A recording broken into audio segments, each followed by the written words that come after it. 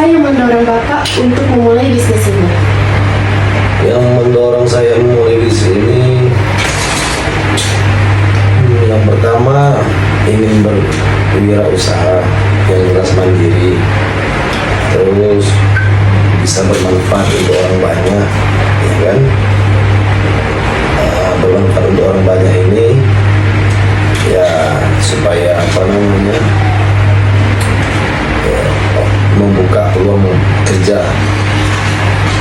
Nah, seperti halnya kayak buruh, kalau kami di sini tukang kernek seperti itu. Terus tenaga pelaksana, misalnya baru tamat kuliah ya, tamat bisa bekerja dan mencari pengalaman, pastinya itu.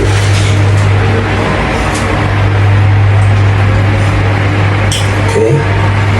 Kapan dan bagaimana Bapak proses awal mulai usaha ini? Memulainya yang pasti pertama belajar, yang kedua karena pengalaman, yang ketiga modal. Pertama saya bekerja di perusahaan dari 2013 sampai dengan 2015. Setelah itu saya resign. Setelah itu saya buka perusahaan sendiri. Alhamdulillah sampai sekarang.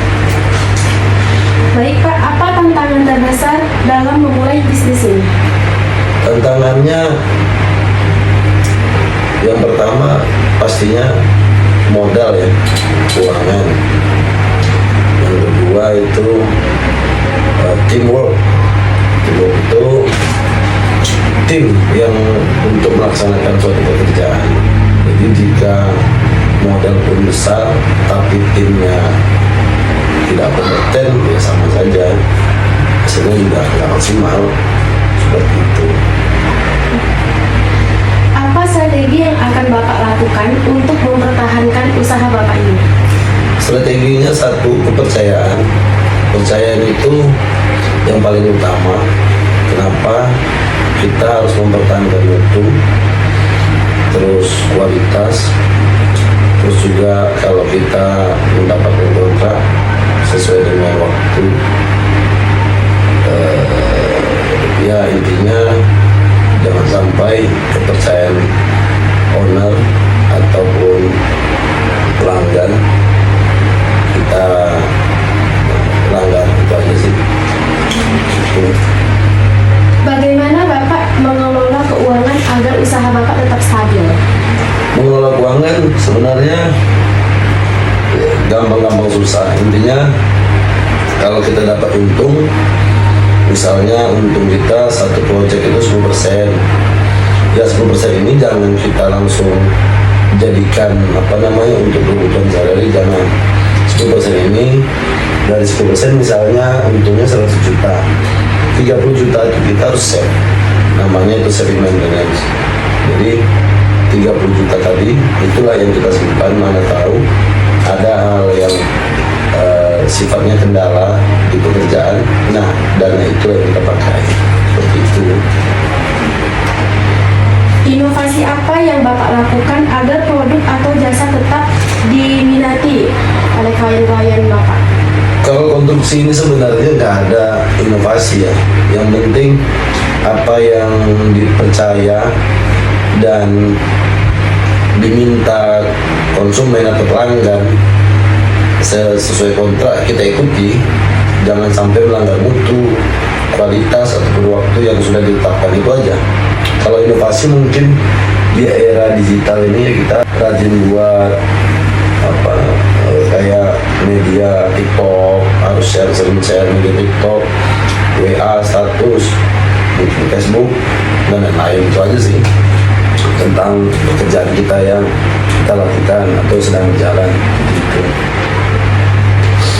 Bagaimana cara Bapak mengelola dan memotivasi karyawan Bapak?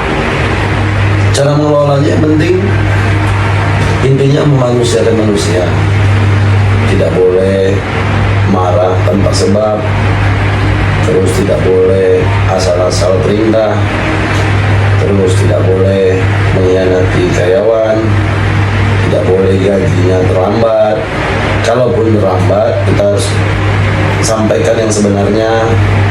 Apalagi ya, motivasinya misalnya kita ada kerjaan yang untungnya lebih, ya kita kasih bonus seperti itu. Yang penting kita menghargai tim, tidak boleh kita suka-suka kita walaupun kita bos atau apa, nggak boleh seperti itu. Apa peran teknologi atau media sosial dalam perkembangan usaha Bapak? Oh, sama yang saya bilang tadi, sangat berpengaruh. Makanya setiap ada pekerjaan atau kegiatan yang berjalan ataupun pekerjaan yang sudah selesai, saya sering upload di medsos seperti WA, status, atau di TikTok, atau di IG. Karena orang pasti melihat kan, oh ini dia punya brand nih. Nah, ini kerjanya di bidang produksi. Oh, mungkin besok kita coba nih hubungi ini. Ada di situ kita dapat rezeki juga kan. Seperti itu. Apa visi atau rencana usaha Bapak ke depan? Kalau nengok kondisi ekonomi sekarang, visinya itu nggak muluk-muluk lah. Yang penting kita bisa bertahan dan bermanfaat untuk orang banyak, itu aja. Apa saran Bapak untuk saya nih sebagai mahasiswa yang ingin memulai usaha? Caranya, yang pertama harus banyak belajar. Yang kedua itu teruslah berinovasi, ya kan. Yang ketiga jujur.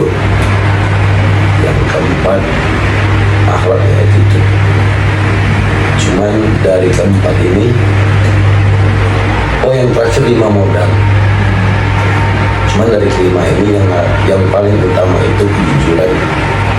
Itu paling utama. Jadi ya kejujuran hampir sama sih dengan itu. Jadi kalau misalnya kamu nggak jujur atau attitude kurang, ya nggak usah lah kita jadi pengusaha. Gitu. Oke.